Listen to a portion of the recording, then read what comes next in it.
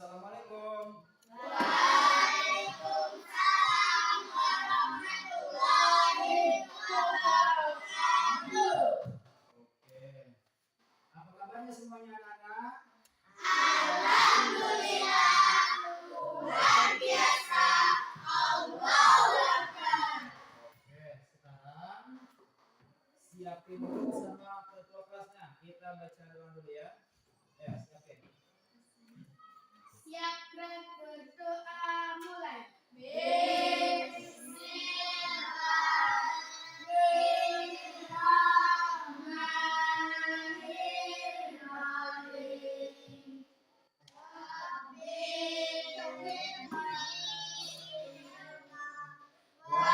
Warzuqni amin. Memberi salam kepada Bapak Guru. Assalamualaikum warahmatullahi wabarakatuh. Waalaikumsalam warahmatullahi wabarakatuh.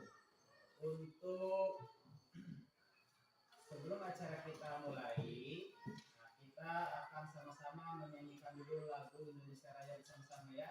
Lagu Garuda Pancasila aja ya. Nah, lagu Garuda Pancasila aja, ikuti musiknya dengan baik ya.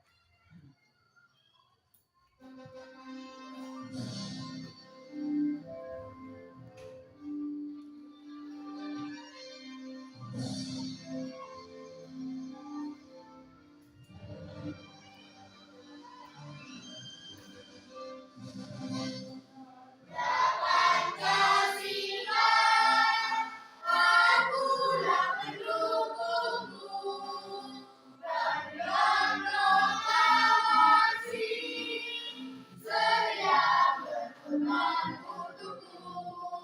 Pancasila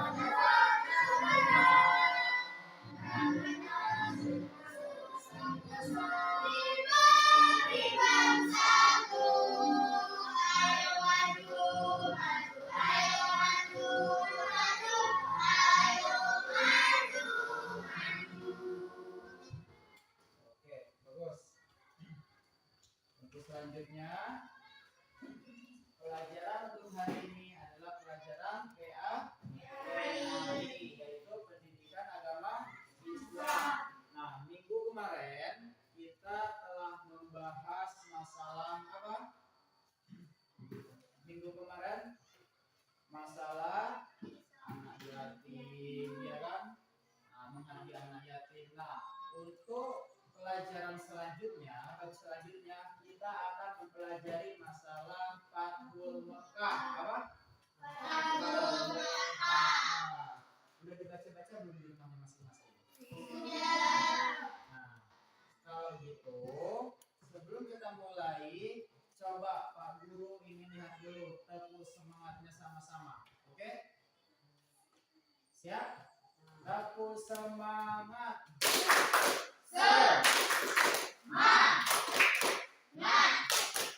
Semangat kami. Oke.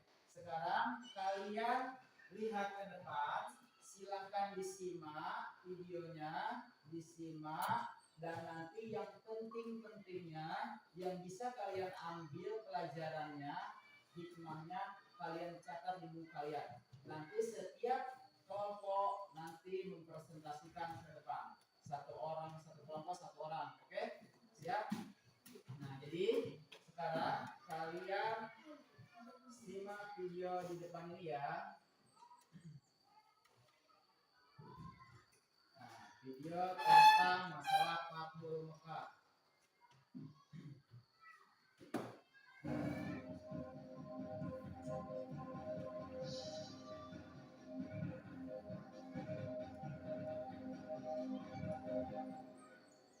Fathul Mekah, pembebasan kota Mekah.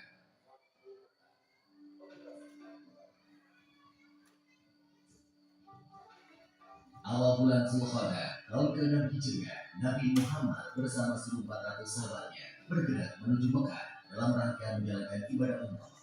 Rombongan besar tersebut membawa 7 ekor unta sebagai hewan kurban. Para sahabat Nabi sangat antusias mengikuti perjalanan ke Mekah, terutama kaum muhajirin yang telah lama meninggalkan kota kelahirannya. Namun, perjalanan mereka terhenti di wilayah Hudaybiyah, 22 km arah barat kota Mekah. Di Hudaybiyah, beberapa orang Quraisy bertanya tentang keperluan rombongan Nabi datang ke Mekah. Utusan Nabi Muhammad menjelaskan bahwa kedatangan mereka bukan dalam rangka penyerbuan, tetapi untuk menjalankan ibadah umroh, menyembelih kurban, dan setelah itu kembali ke Madinah. Namun, orang-orang Quraisy tetap bersikeras menolak kedatangan Nabi Muhammad dan para sahabatnya. Melihat penolakan orang-orang Quraisy, Nabi Muhammad mengutus Utsman bin Affan menemui para pemimpin Mekah dan menjelaskan tujuan kedatangan mereka.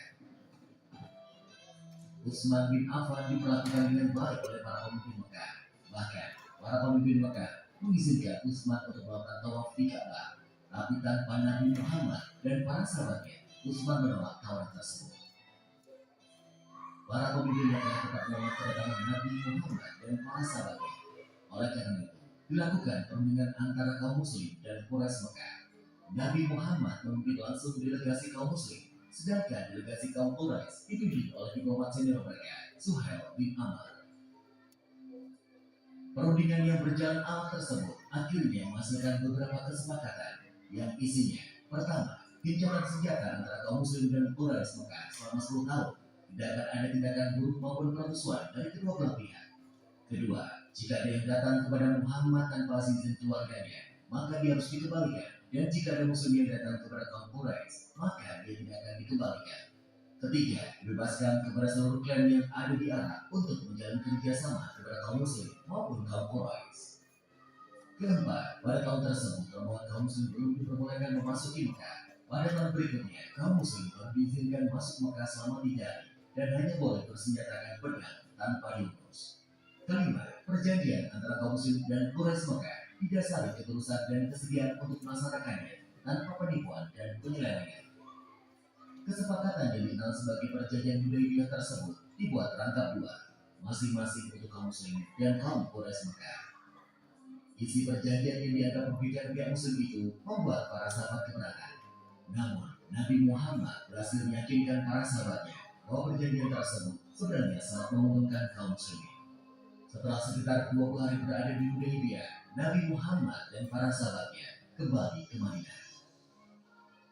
Dalam perkembangannya, seperti yang tercantum dalam buku perjanjian, suku yang saling berperang, yaitu suku Khuza'ah dan suku Bakar, menjatuhkan pilihan mereka. Suku Khuza'ah bergabung ke kaum muslim, sedangkan suku Bakar bergabung ke Quraisy. Mengikuti isi perjanjian Hudaybiyah, suku Khuza'ah dan suku Bakar juga melakukan gencatan senjata. Meskipun sepintas perjanjian Hudaybiyah merugikan kaum muslim, namun secara diplomasi, Nabi Muhammad meraih kemenangan politik melalui perjanjian tersebut. Kaum muslim diakui eksistensinya dan Islam diakui sebagai agama resmi di Jazirah Arab. Saat itu, kaum Quraisy Mekah juga mengakui Madinah sebagai sebuah negara. Perjanjian Hudaybiyah ternyata tidak berjalan sebagaimana mestinya. Ketika pihak Quraisy melakukan pelanggaran, suku Bakar melakukan penyergapan terhadap suku Khuza'ah di sebuah oasis. Penyergapan tersebut dibantu oleh Quraisy Mekah. Pelanggaran perjanjian Hudaybiyah membuat Nabi Muhammad dan para sahabatnya mengambil keputusan penting menyerbu Mekah. Sedangkan di Mekah, para pemimpin Quraisy yang dari pihaknya telah melakukan pelanggaran mengirim Abu Sufyan ke Madinah untuk melakukan diplomasi. Di Madinah, Abu Sufyan menemui Nabi Muhammad dan memberikan penjelasan panjang lebar. Namun, Nabi Muhammad tidak menghiraukan Abu Sufyan. Selain bertemu Nabi Muhammad, Abu Sufyan sempat menemui Abu Bakar, Umar bin Khattab, dan Ali bin Abi Thalib. Namun, tetap saja Abu Sufyan gagal menemukan jalan keluar. Di tengah putus asa, Abu Sufyan pun kembali ke Mekah. Setelah bertahun-tahun, jumlah pengikut Nabi Muhammad semakin besar. Kali ini, 10.000 pasukan muslim dengan persenjataan lengkap telah bersiap menuju Mekah. Paradet panjang 10.000 pasukan muslim memulai perjalanannya ke Mekah. Kali ini, pasukan muslim akan melaksanakan misi yang sangat menentukan, yaitu Fathu Mekah atau pembebasan kota Mekah dari tangan kaum Quraisy. Para pemimpin Mekah sama sekali tidak menduga kekuatan pasukan Nabi Muhammad. Nabi Muhammad membagi 3 pasukan yang melewati jalan yang berbeda, sehingga musuh tidak bisa memperkirakan dengan tepat jumlah pasukan muslim. Ketika pasukan Muslim memasuki Mekah, kaum Quraisy hanya bisa pasrah karena tidak mungkin melawan kekuatan sebesar itu. Abu Sufyan dan para pemimpin Mekah hanya menyerah kepada Nabi Muhammad. Setelah menguasai Mekah tanpa pertumpahan darah, Nabi Muhammad mengambil keputusan yang tidak terduga dan tidak sesuai dengan tradisi bangsa Arab. Nabi Muhammad memerintahkan para pemimpin pasukannya mengucapkan Al-Yawm, Yawm Al-Marhamah, yang artinya adalah hari ini hari kasih sayang. Nabi Muhammad mengampuni semua penduduk Mekah dan melarang pasukannya melakukan pertumpahan darah. Hari itu, 17 Ramadan tahun ke-8 Hijriah, Mekah berhasil dibebaskan dari kekuasaan kaum Quraisy Mekah. Saat itu juga, berhala-berhala yang berada di sekitar Ka'bah dihancurkan. Pembebasan kota Mekah menjadi tonggak sejarah, tidak hanya di Jazirah Arab, tetapi juga di seluruh dunia. Nabi Muhammad tampil sebagai pemimpin yang memberikan contoh bagaimana sebuah menaklukkan pusat kekuasaan musuh tanpa pertumpahan darah, sekaligus tanpa pembalasan dendam. Dalam tradisi Arab, dia yang kalah akan menunggu giliran untuk dieksekusi. Namun, Nabi Muhammad menghapus tradisi tersebut. Dia yang kalah telah diampuni.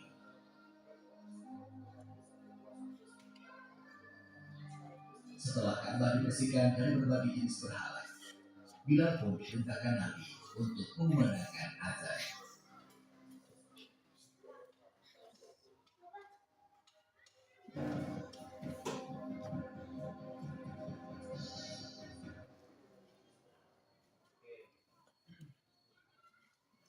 Itu tadi penggalan video tentang masalah Fathul Makkah. Sudah selesai tadi, kita memutar videonya. Nah, ini sudah dibagi berapa kelompok? Dua kelompok. Tadi tugas kalian, kata Pak Guru, jika kalian tadi memutar video, kalian simak dan kalian tulis. Nah, sekarang setiap kelompok Pak Guru minta satu orang satu untuk maju ke depan ya, untuk mempresentasikan apa yang kalian bisa ambil hikmah dari video ini, hikmahnya, dan ceritakan secara singkat atau apa ilmu yang kalian dapat. Oke, siap? Nah, Pak Guru minta dulu dari kelompok 1. Ayo, kelompok 1 maju ke depan ya.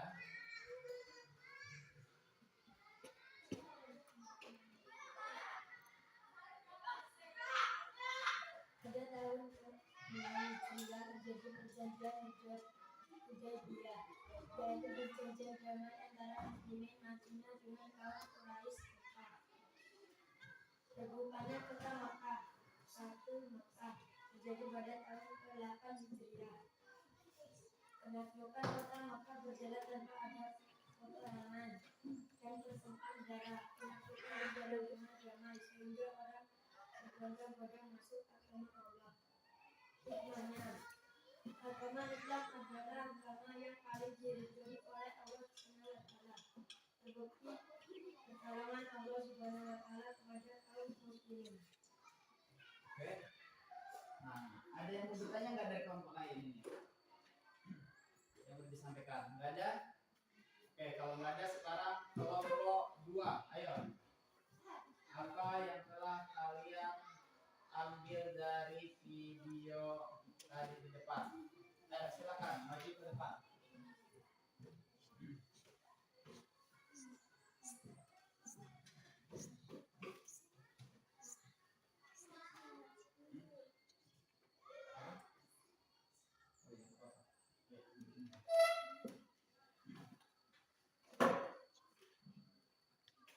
Ayo, kelompok 2.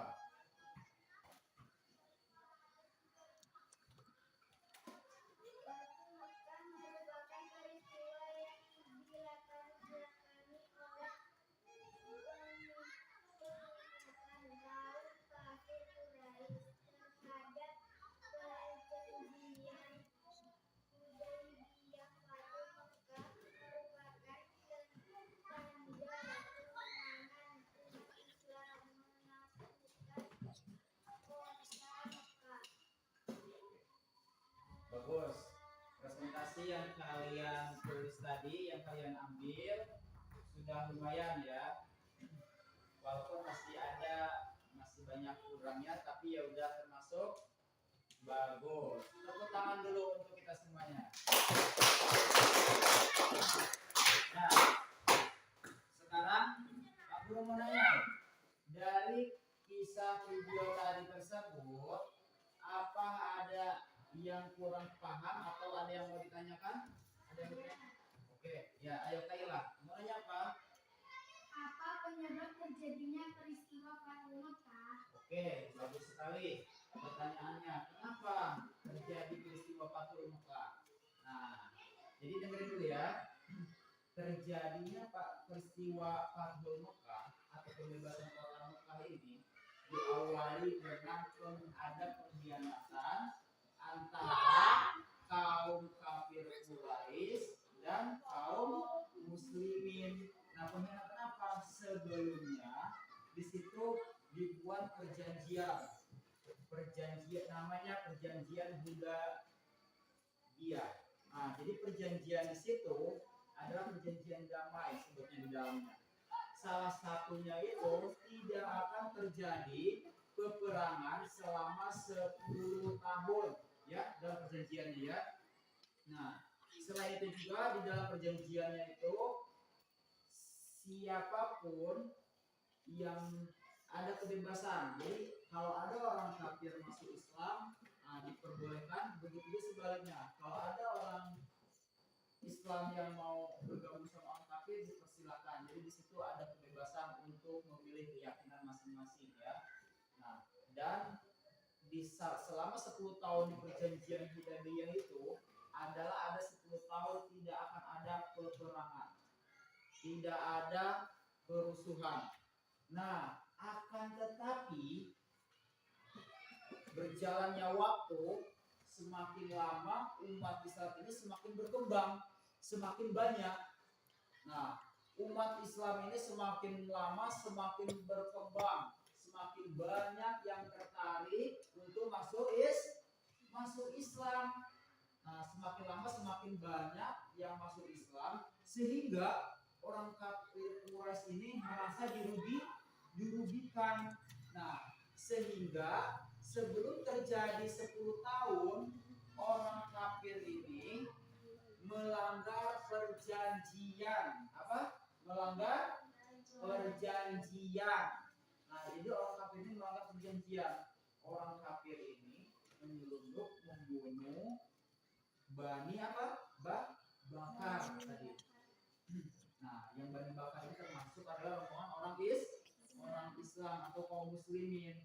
Nah, jadi orang kafir Quraisy itu melanggar terlebih dahulu, sehingga perjanjian yang 10 tahun tadi tidak ada peperangan, sehingga itu menjadi batal dikarenakan orang kafir itu sendiri yang melanggar aturan. Nah, sehingga Nabi itu Nabi membuat strategi untuk pergi ke Mekah atau untuk membebaskan kota Mekah. Nah, disitulah ya, jadi perjanjian dibatalkan sama orang kafir Quraisy itu sendiri, sehingga Nabi juga bisa bergerak kaum muslimin ke Mekah untuk membebaskan kota Mekah. Nah, ada lagi yang mau bertanya? Udah paham semuanya? Ya.